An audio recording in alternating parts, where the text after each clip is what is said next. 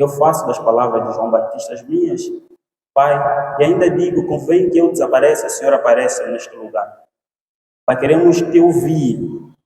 Pai, queremos que essa palavra encontre terras férteis para gerar frutos dignos de arrependimento, Pai, para que cada vez mais o teu povo se aproxime de ti e faça a sua vontade conforme a tua palavra.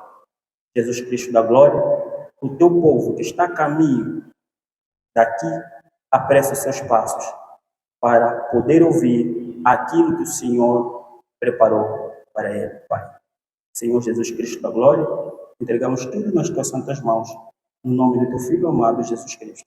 Amém. Amém. Ok, acho que assim está melhor. Boa noite, amados. Bem, amados no Senhor, eu estou feliz sempre que eu tenho a oportunidade de estar aqui, fico muito feliz. Não só como pregador, mas pelo fato também de estar aqui na casa do Senhor.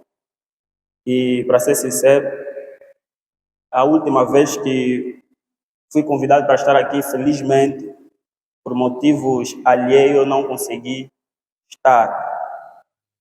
E nós sabemos que a cidade de Luanda é uma cidade complicada de se movimentar, principalmente no fim do dia. Mas a graça do Senhor permitiu que estivéssemos aqui hoje, com todo o sacrifício, para ouvirmos a palavra do Senhor. Aleluia. Aleluia. Ok. Bem, amados, nós estamos numa semana, ou num mês, ou 2 meses ou 3 meses. 2 meses ou mês todo? 2 meses. E a igreja ou a juventude em si está a trabalhar nesse tema de restauração espiritual. Na segunda-feira passada, estávamos aqui, aprendemos com a irmã Celina, e hoje é o segundo dia, digamos, ou a segunda semana, estamos aqui para falar sobre como é possível viver em um mundo repleto de pecados sem se afastar da presença de Deus. Aleluia. Bem, amados, todos nós sabemos que o mundo que nós vivemos jaz no pecado, jaz no maligno, diz a Bíblia. Mas nos últimos tempos, nos últimos anos, nos últimos momentos do mundo, a globalização tem se expandido tanto, que tem influenciado de maneira direta a vida da humanidade, e tem influenciado de forma direta a nossa vida, principalmente como cristãos, como filhos de Deus. Nós estamos num mundo em que o pecado está só a um clique de nós. Se nós entrarmos no Facebook, no TikTok, no WhatsApp, não que seja pecado a gente usar essas redes sociais, mas é muito mais fácil a gente pecar só utilizando as redes sociais. Você vai ver no Facebook, não tens intenção de poder ver, mas às vezes o Facebook te apresenta no teu feed de notícia coisas que não fazem bem aos teus olhos. Isso é comum, não que é normal, é comum, porque o mundo tecnológico tem avançado de maneira muito forte. O mundo tecnológico tem desenvolvido de maneira muito forte. Há uns 10 anos, nós, pelo menos em Angola, digamos, não pensávamos que estaríamos assim a utilizar a inteligência artificial, que hoje já é um grande auxílio para os docentes, professores, já é um grande auxílio até para as igrejas, utilizam a inteligência artificial. Então, nós vivemos num mundo atual de grande transformação, principalmente transformação tecnológica. Hoje, a igreja consegue combater um pregador porque o acesso à informação é diferente. Hoje, todo mundo tem informação. Hoje, você vai falar para uma criança que isso é errado, ou uma criança tiver a fazer algo errado, é capaz de te repreender de um jeito que o próprio mais velho fica admirado. Mas como é que essa criança consegue me repreender assim? Porque o mundo está aberto ao conhecimento. Ou seja, estamos numa era de informação aberta. O que eu e você desejarmos saber, podemos ir a um clique da internet e vamos encontrar essa informação. Então, é por isso que é importante, mas muito importante, como cristãos, como filhos de Deus, sabermos andar num mundo como este. Não é fácil. Isso é verdade. Não é fácil mesmo. Jesus Cristo disse assim: No mundo tereis aflições, mas tende bom ânimo, porque eu venci o mundo.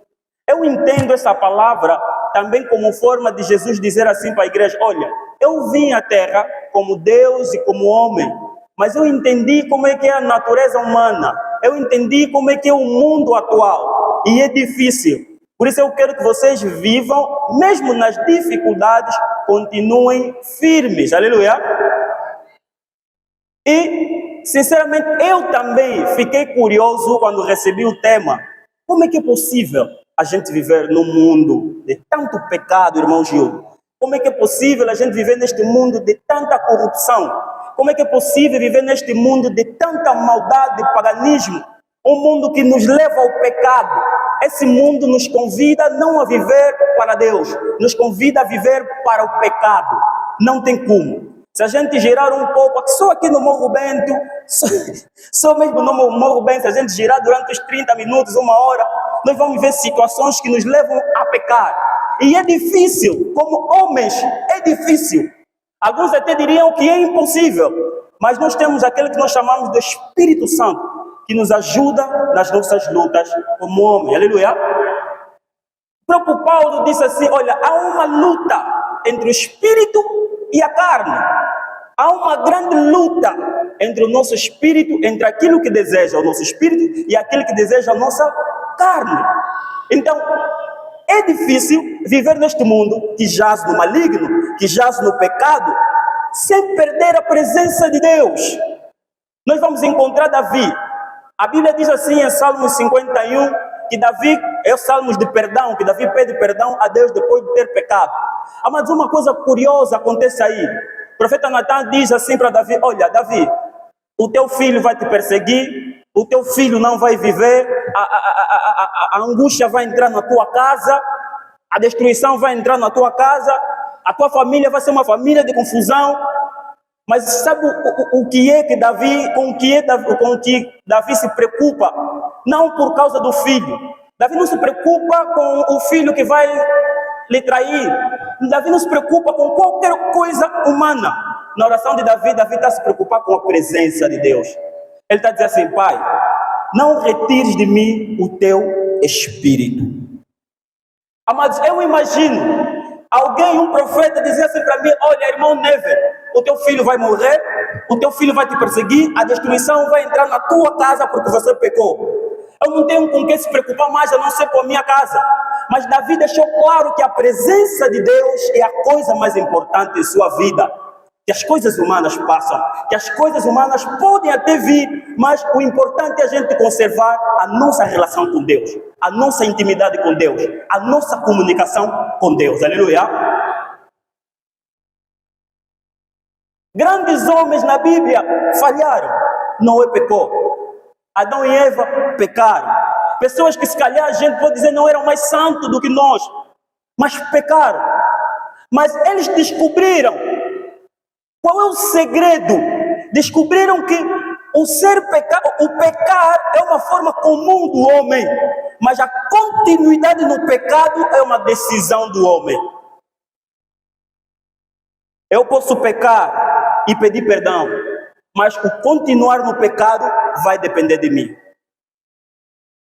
E Paulo, na carta de Romanos, ele está a rogar. A Bíblia, quando está nos dizer que Paulo, rogo-vos, pois, irmãos, Paulo está a pedir um favor aos irmãos cristãos. Olha, apresentei os vossos corpos como sacrifício vivo, agradável, santo a Deus. Qual era a preocupação de Paulo na altura aqui em Roma? A igreja estava a crescer, mas a igreja estava a crescer num momento, num tempo que estava a crescer também o paganismo, a prostituição. Então os irmãos cristãos que estavam ao redor desse constante crescimento, Paulo estava preocupado. Irmão Vicente, Paulo estava preocupado porque estavam a crescer espírito, mas também o pecado estava a crescer. Então, os cristãos em Roma estavam no meio do pecado, no meio da prostituição, no meio do paganismo. Então, surge a necessidade de um líder espiritual desses cristãos. Paulo, pedir favor, olha, do jeito que vocês estão a crescer, a maldade entre vós também está a crescer. O pecado também está a crescer. E eu não quero que vocês se desviem. Por isso vocês têm que se sacrificar, entregar a vossa vida, entregar o vosso espírito a Deus como sacrifício. Mas o mais importante é a vossa mente. Como é que vocês pensam? Como é que vocês sentem? A Bíblia está dizendo assim, olha, o que faz o homem pecar não é o que entra, é o que sai, porque provém do coração. Aquilo que nós sentimos, aquilo que nós pensamos, depois sentimos e quando materializamos, torna que? Em pecado consumado. Então Paulo no versículo 2 está dizendo assim, e não vos conformeis com este mundo, mas sede transformados pela renovação do vosso entendimento, para que experimentais qual seja a boa e agradável e perfeita vontade de Deus. Paulo está dizendo, olha, tudo quanto o mundo vos dá agora, não se conformam. Hoje nós temos, as igrejas se conformam, as igrejas já entendem que não existe pecado, existem pessoas indo para o inferno a cada dia, a cada noite, e nós como cristãos estamos conformados. Mas Paulo está dizendo assim, olha, não quero que vocês se conformem conforme o mundo está a andar, não quero que vocês acham isso normal. Todos nós conversamos dizendo que o mundo está no fim. Não, o mundo já está acabado. Esse mundo já não está bom. Ei, irmãos, esse mundo não está bom. Nós acabamos nos conformando. Mas Paulo está dizendo, olha, a renovação do vosso entendimento é o segredo. A vossa mente é o segredo. Conforme o pecado está a crescer, conforme a maldade está a crescer, a vossa maneira de pensar é o segredo. Por isso vocês devem ser transformados e não conformados conforme como o mundo anda. Aleluia. Muitos de nós nos conformamos. Achamos normal ter um vizinho que se diz ateu e nós não fazemos nada como cristão. Desculpa, amado, estou sempre a tocar no microfone. Nos conformamos com um amigo, colega de serviço, às vezes os best, o meu melhor amigo nem é crente. Não que seja errado, mas nós nos conformamos com essa realidade quando deveríamos fazer o diferente como cristãos. Quando deveríamos olhar diferente como cristãos? Quando deveríamos falar diferente como cristãos?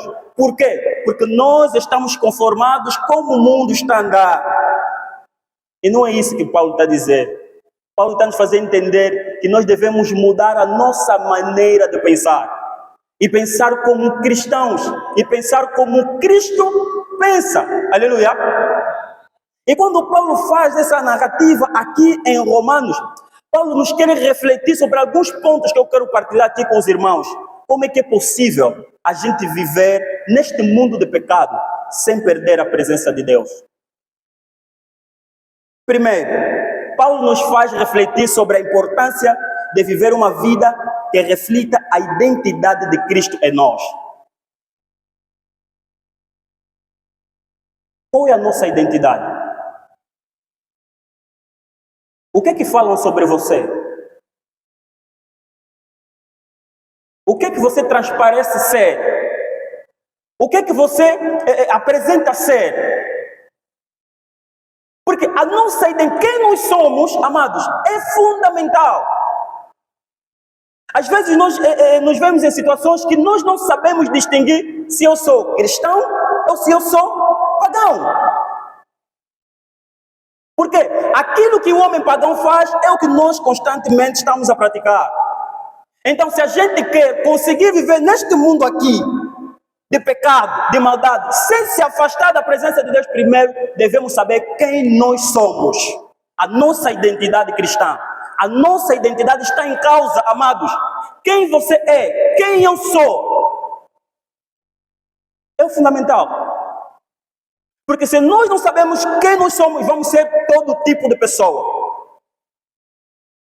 Não tem como, vamos ser todo tipo de pessoa. A Bíblia diz assim, 1 de Coríntios, 2 de Coríntios, capítulo 5, versículo 17. Esse texto dos catecúmenos, né? É bem que, assim, se alguém está em Cristo, nova criatura é. As coisas velhas já passaram, eis que tudo se fez novo. E se eu já recebi Cristo, e se tudo já é novo em minha vida, a maneira como eu vou me identificar diz tudo. Quando te olham, qual é a primeira coisa que falam sobre você? Quando vem você a chegar, qual é a primeira coisa que a pessoa pensa sobre você?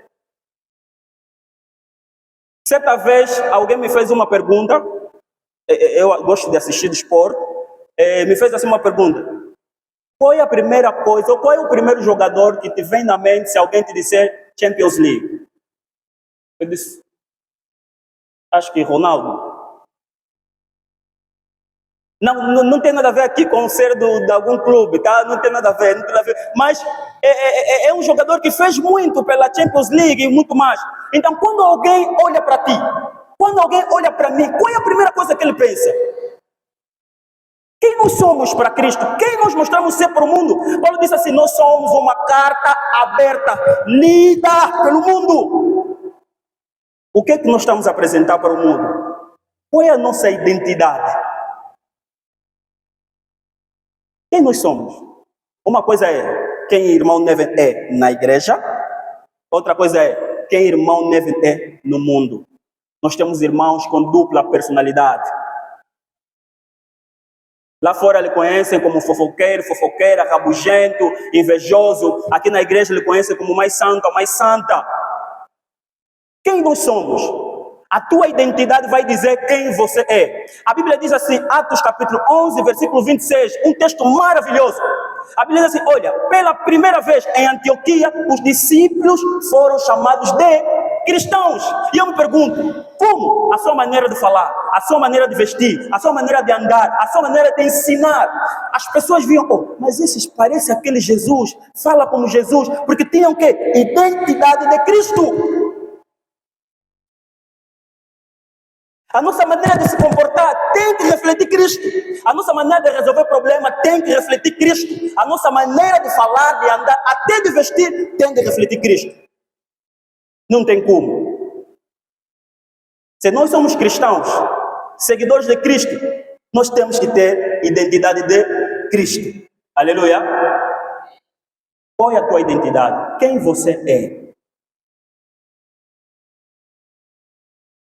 Quem você é? Quem eu sou? Quem nós somos? Simples membros da paróquia Mateus Zacarias Tober? Quem nós somos? Quando nós nos respondemos essa pergunta, eu sou de Cristo. O que eu faço reflete Cristo na minha vida? Então, se eu quero viver neste mundo de grande pecado, sem sair da presença, primeiro eu tenho que saber quem eu sou.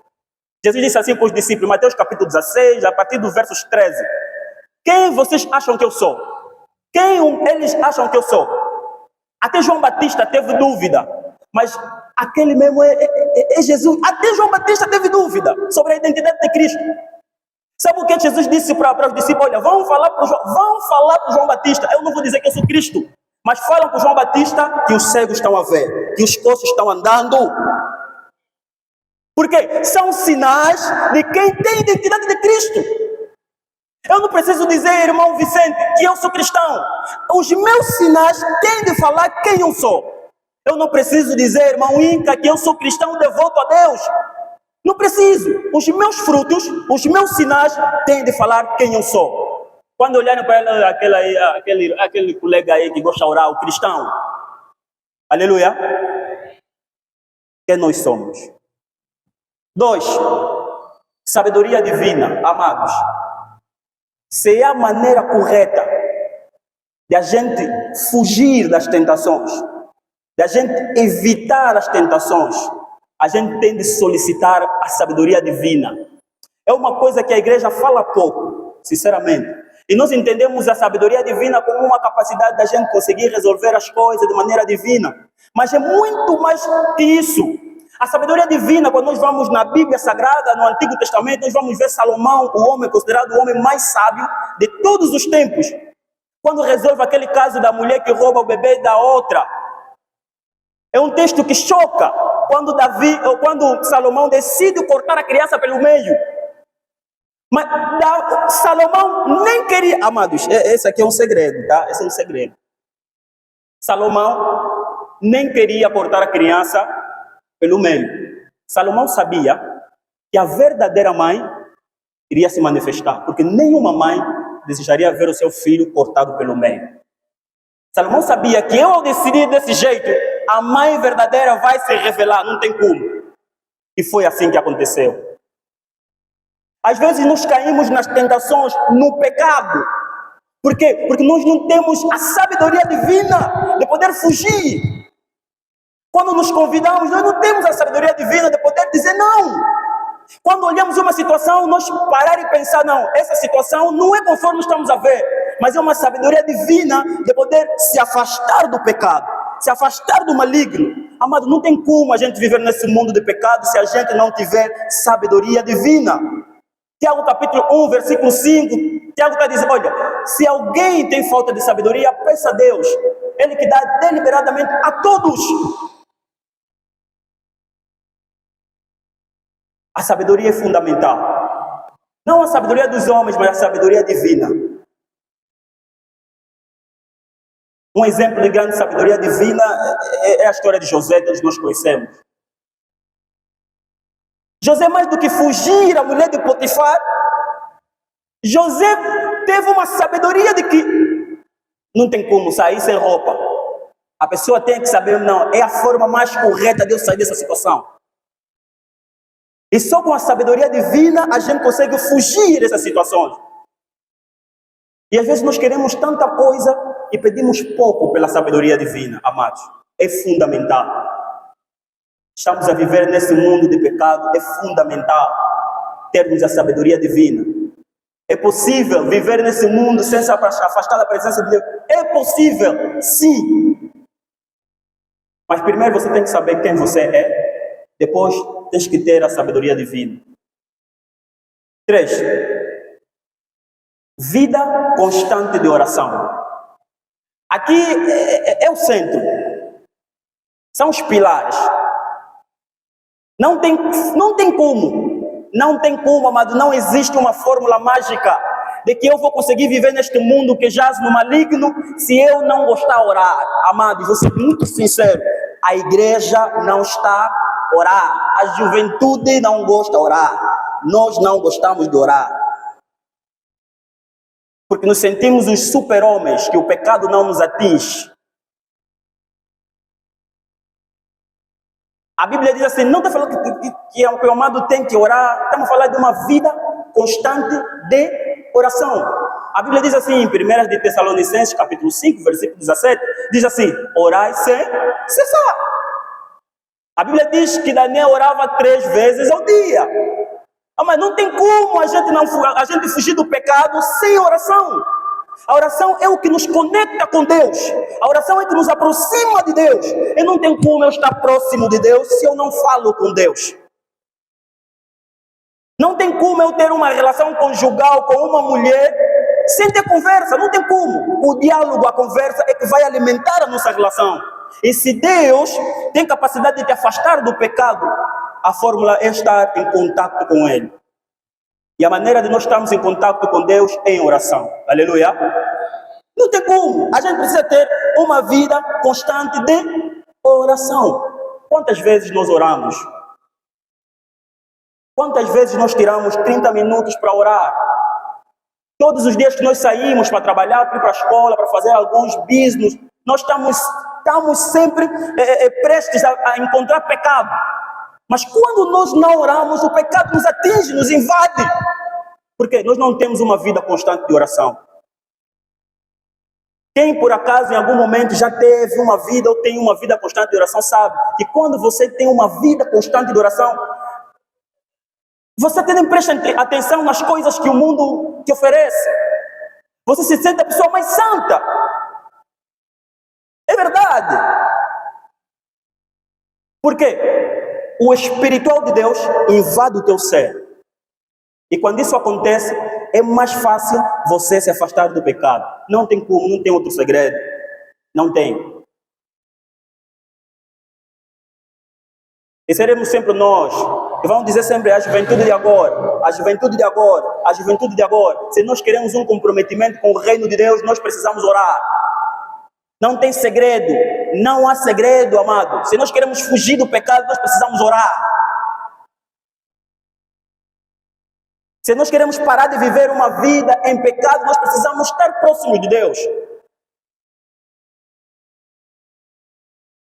Então, se o amado não ora, O que é que nós esperamos de alguém que não ora? Não tem como. Aqui no mundo não existe um terreno neutro. Se eu não sou de Deus, eu sou de Satanás. Se o amado não é de Satanás, então é de Deus. Não existe um terreno neutro. Não existe. Então, há necessidade de nós termos uma vida constante de oração. Qual foi a última vez que o amado orou? Desde que acordou até agora, o amado orou. Qual foi a última instância que você se aproximou de Deus? Talvez você vai me dizer, não, olha, as situações, não, olha, a correria. Nós também já vivemos isso.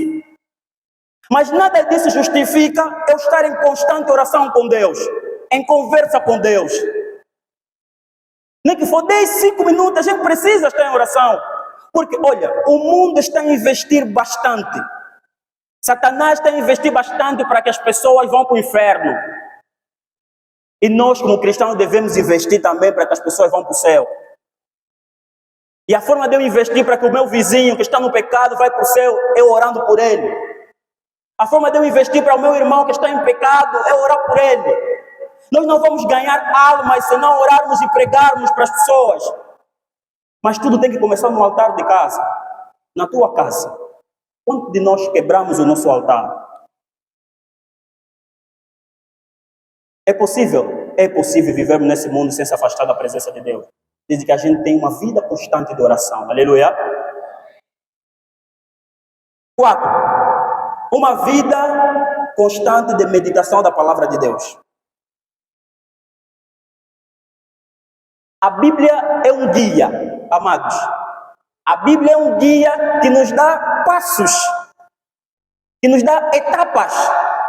Todas as etapas da nossa vida cristã estão aqui na Bíblia. Cada passo como cristão estão aqui na Bíblia. Mas quando nós não meditamos na palavra de Deus, amados, nós não temos possibilidade de fugir do pecado. Não temos, porque nós não meditamos na palavra de Deus. Salmos de número 119, verso 115. O salmista está dizendo assim: lâmpada para os meus pés é a tua palavra, e luz para o meu caminho. Então não tem como. Os meus caminhos precisam estar taxados da palavra de Deus. Então não tem como eu estar neste mundo, continuando com a presença de Deus, se eu não conheço os meus limites. Para eu conhecer, preciso meditar essa palavra. O salmista ainda está dizendo assim, no mesmo salmo de 119, mas no verso 11, está dizendo assim: Senhor, eu escondi a tua palavra no meu coração para não pecar contra ti. O mais bonito desses salmos não é o fato de a pessoa não pecar, mas é o fato de que o salmista está a declarar: olha, eu não guardei. Na minha versão está assim: eu escondi. E quando eu escondo algo, é porque eu tenho medo que alguém venha roubar isso de mim. Então, para que a gente não peque, eu tenho que esconder a palavra de Deus do meu coração. Aleluia. Você só consegue viver nesse mundo de pecado se você esconder a palavra dentro do seu coração. Jesus venceu Satanás depois de sair do jejum, das vigílias, 40 dias, 40 noites. A Bíblia diz que Jesus depois teve fome. Quando se encontrou com Satanás, Jesus venceu com palavra, Bíblia. E não tem como, amados. Aquilo que já está em nós, que é a palavra de Deus, é que vai nos afastar do pecado, é que vai nos permitir fugir do pecado, é que vai nos permitir a gente ficar blindados, porque sabemos que a palavra de Deus nos diz o contrário ao que o mundo nos apresenta. O mundo está nos dizendo que nós devemos fazer tudo rápido, queremos ter carro, queremos ter melhor emprego, melhor salário. Esse é o que o mundo nos apresenta. Mas Deus está dizendo assim: há tempo para tudo. Então, para cada coisa que o mundo dá para nós, a Bíblia mostra uma coisa diferente. E se os amados já leram aquela conversa entre Satanás e Jesus, vão ver que todas as palavras de Satanás, Jesus combatia com outro texto bíblico. Então era palavra. Você quando ora, mas tens que ter palavra. Quantos de nossos irmãos estão sendo levados por outras religiões que não temos palavra? Vão abrir Bíblia, vão interpretar do outro jeito, do jeito dele, você vai acreditar porque não tem palavra. porque você não medita, porque você não sabe qual é a revelação da Bíblia. Você não conhece, por quê? Porque você não medita a palavra. Essa palavra precisa ser lâmpada para os teus pés, precisa ser luz no seu caminho. Para te afastar do pecado, você precisa guardar esta palavra no teu coração. Não tem como, amados. E quando nós conhecemos, e mesmo assim, olha, sempre que nós tivemos que fazer algo, eu acredito que isso acontece com muita gente, sempre que tivemos que fazer algo que fora dos preceitos da Bíblia, parece que vem uma voz e nos dá já um texto bíblico. Não, olha, irmão, isso aqui não é bom. A Bíblia diz no versículo, capítulo tal, livro tal, que isso aqui é assim, assim. Mas quando nós não temos a semente da palavra no nosso coração, nós estamos muito abertos, estamos vulneráveis ao pecado, estamos vulneráveis ao mundo. Por quê? Porque nós não conhecemos a palavra. Se nós queremos nos defender, nós estamos numa luta. Uma luta já ganha, porque Cristo venceu por nós na cruz. Mas nós precisamos resistir para que estejamos prontos até o dia que Ele vier nos pegar. Dia que Ele vier nos buscar. Mas não tem como a gente resistir se nós não conhecermos essa palavra. Os meus amigos querem isso. Não, mas a palavra que eu medito diz outra coisa. Aleluia. Se nós queremos viver neste mundo de pecado, mas continuar na presença de Deus, nós precisamos ter uma vida constante de meditação da palavra. Precisamos conhecer e procurar conhecer cada vez mais a palavra do Senhor. Aleluia. Quinto, se nós queremos continuar vivendo nessa terra de pecado, precisamos resistir às tentações. A Bíblia diz assim, Tiago capítulo 4, versículo 7, diz assim: sujeitai-vos a Deus, resisti ao diabo, e ele que fugirá de vós. Não há coisa que nós passamos mais todos os dias na nossa vida do que tentações. Logo que você sai para pegar táxi, tem já uma tentação. Quando você abre o Facebook para ver alguma coisa, tem já alguma coisa diferente que vai querer te levar a pensar em outra coisa. Por isso Paulo está dizendo, olha, o segredo está aqui na vossa mente, renovação da vossa mente. Porque se a vossa mente for mente de Cristo, vocês vão conseguir viver neste mundo. A capacidade de eu poder ver tentação e não me escandalizar com a tentação. E não ceder à tentação. A Bíblia diz, 1 Coríntios capítulo 10, versículo 13, não veio sobre vós tentação alguma. Não tem como, não veio tentação alguma. Que Deus não vai vos salvar disso. A Bíblia ainda diz, mas fiel é Deus, que não vos deixará tentar acima do que podeis. Com a tentação, Ele também vos dará escape para poder resistir. Aleluia. Então não veio sobre vós tentação alguma humana, que vocês não conseguem resistir, que nós não conseguimos resistir. Mas nós só conseguimos resistir quando nós conhecemos a palavra de Deus. Aleluia. Quando nós oramos, quando nós meditamos nessa palavra, não tem como. Nós devemos resistir. Aquilo que te faz pecar, aquilo que te faz cair na tentação, é aquilo que você deve resistir, deve fugir daquilo. Se você quer viver, se queremos viver nesse mundo aqui, sempre na presença de Deus, nós devemos fugir das tentações. Devemos resistir. Não, se eu fizer isso, eu vou estar pecando contra Deus. Eu tenho que fugir do pecado. Porque a nossa carne é fraca. Mas quem deve nos ajudar é o Espírito Santo. A escolha de pecar é nossa. A escolha de viver do pecado é nossa. Então, se tem algo que te faz você sempre cair na tentação, você deve sair disso. A Bíblia diz que você deve resistir para que Satanás fuja. Então a escolha é tua, a escolha é minha, a escolha é nossa. Se nós queremos viver nesse mundo em constante transformação, que só tende a nos afastar de Deus, mas na presença de Deus, nós precisamos fugir das tentações. Há quem até se entrega já na tentação, há quem vai procurar já a tentação. Mas nós devemos fugir, a Bíblia está nos pedindo para fugir. Ele sabe mesmo que sempre que atende aquela chamada, vai cair no pecado, mas vai atender a mesma chamada. Sabe que se ir para lá, na casa dele ou na casa dela, vai cair no pecado. Mas eles não, você buscar minha marmita que ficou lá. É que nós já não estamos a fugir do pecado, estamos a se entregar no pecado. E a Bíblia nos recomenda a resistir, nos recomenda a fugir do pecado. Não, essa pessoa aqui sempre que me liga, a gente costuma fofocar muito. Não, hoje não. Aquilo que te afasta de Deus, nós devemos fugir. Aquilo que te afasta de Deus, nós devemos deixar. Aquilo que te afasta de Deus, nós devemos expulsar para fora, porque não nos ajuda. Muitos de nós recebemos Cristo, muitos de nós conhecemos a palavra, mas às vezes seremos justificados pelas nossas ações, porque conhecemos a mesma palavra. Gostamos do nosso pecado e vamos em direção ao nosso pecado. Então não tem como, a gente precisa fugir do pecado. Resistir ao diabo, ele fugirá de vós. Resistir ao pecado, sede firmes. O vosso Deus, o nosso Deus, vai nos dar o escape para tal. Só precisamos resistir a Satanás. Aleluia. Aleluia. Amados do Senhor. 6 e penúltimo.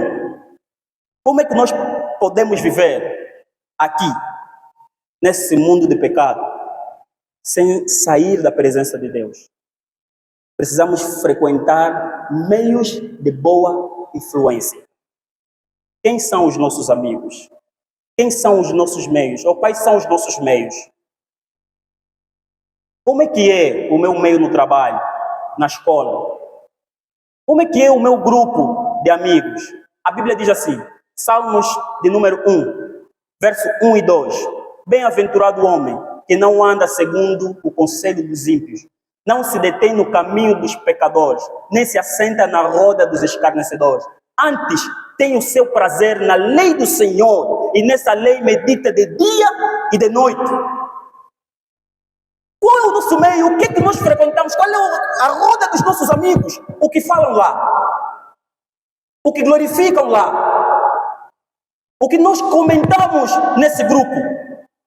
Às vezes, nós começamos a nos entregar por pecado, não porque a gente quer, mas porque nos sentimos influenciados pelo meio que nós frequentamos. Nós queremos ser aceitos por um determinado grupo na igreja, queremos ser aceitos por um determinado grupo na sociedade, queremos ser aceitos por um determinado grupo no trabalho ou em casa, então vamos ceder.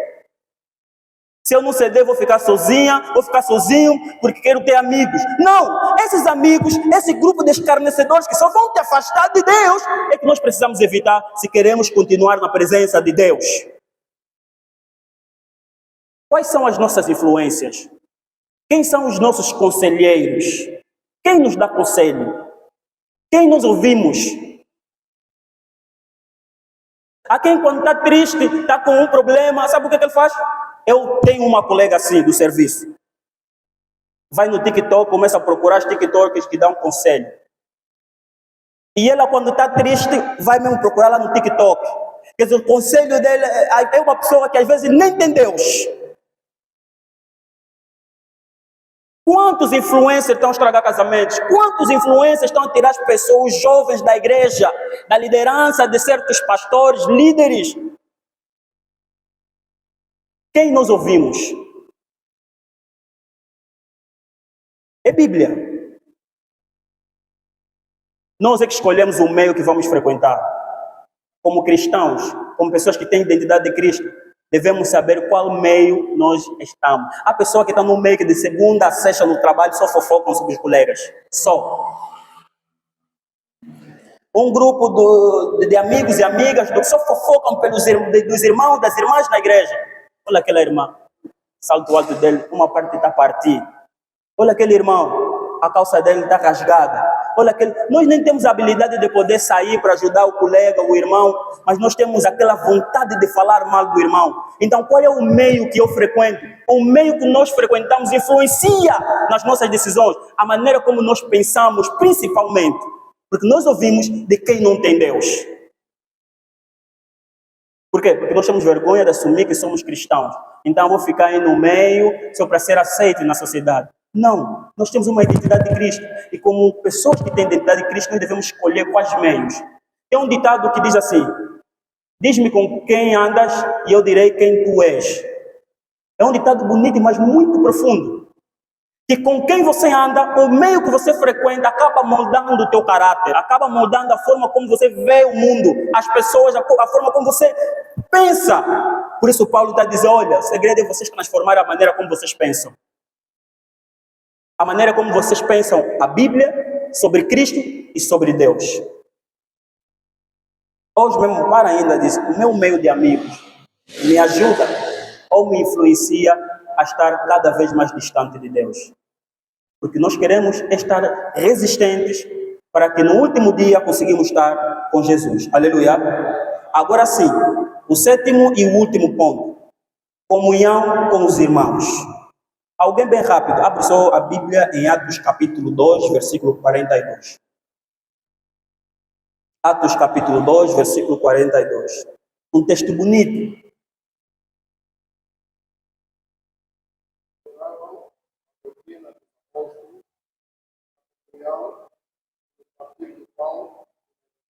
Obrigado, irmão Vicente. Eles perseveravam na comunhão, no partir do pão, nas orações.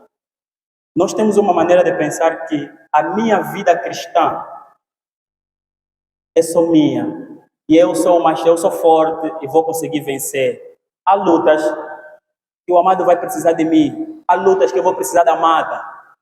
Então a comunhão com os irmãos é fundamental.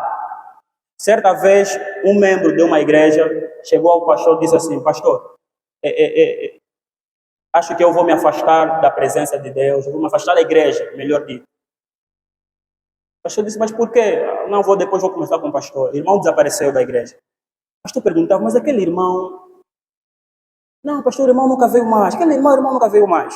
Então, certa vez, o pastor disse, não, ele como disse que já não iria fazer parte, vou lá lhe visitar. Foi em casa, encontrou o irmão, conversavam, e perguntei, irmão, o que é que se passa? Disse, não, pai, já a minha vida cristã não é mais a mesma. Eu estou aqui, estou fraco e tudo mais, mas eu acho que eu vou conseguir, não preciso da igreja, mas eu acho que eu vou conseguir sair dessa. O pastor, então, lhe disse para ir com ela até aquelas casas que tem, como é que chamam aquilo? Tem lareira, né? Chamam. Tem assim, nas Inglaterras, países que fazem muito frio, tem assim um quê de fogo dentro de casa. E aí, então foi lá com o pastor disse para ele pegar uma lenha acesa. Pegou, levou lá fora, disse para lançar na neve. Lançou, e eles dois acompanhavam como o fogo foi abrandando até a lenha apagar. Depois o irmão perguntou, mas pastor, o que isso significa? Ele disse, vamos voltar para casa, para dentro.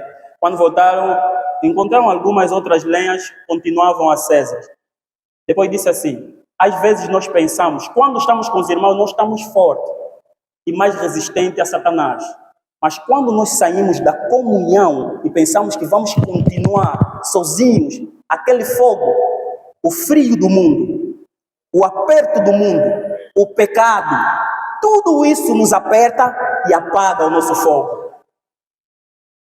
Muitos de nós, o fogo já apagou. Às vezes não é porque o irmão, não, é porque deixou de participar dos grupos, deixou de estar em comunhão. Olha, eu recebi Cristo num momento, nos anos 2011, 2012.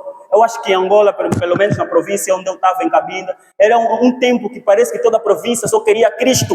Em 2012, as pessoas, é aqui grupo de estudo bíblico, é aqui vigília, é aqui jejum. Você saiu de vigília, saiu de culto, saiu de jejum. Grupos, você via as pessoas cresciam na palavra e tinham um certo poder quando falavam de Jesus Cristo. Porque a comunhão entre os irmãos é fundamental. A Bíblia diz assim, a oração de um justo pode muito dos seus efeitos. Às vezes o irmão ontem não orou, veio aqui na comunhão, oramos o fogo que está no irmão Gildo, no irmão Neve, no irmão Inca, pegou para todos. Por quê? Porque nós estamos em comunhão.